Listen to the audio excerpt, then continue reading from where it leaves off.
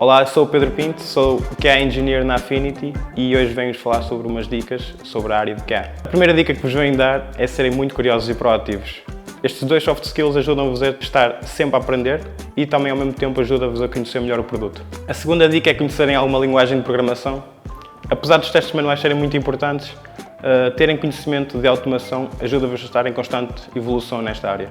A terceira dica é serem muito chatos. Vocês têm que ser muito chatos com os vossos developers porque vocês vão ser o selo de qualidade da empresa e, portanto, vocês têm que garantir o standard de qualidade definidos pela empresa.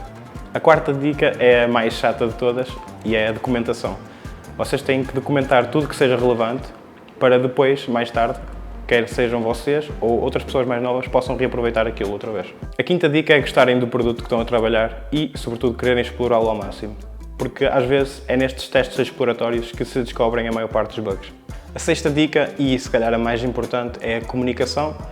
A comunicação é fulcral nesta área e, sobretudo, para as equipas em que têm QAs e developers, é muito importante estarem em constante comunicação para garantir que o que estão a desenvolver é o correto. Para além de explorarem o produto, não deixem também de aprender novos métodos e ferramentas de teste.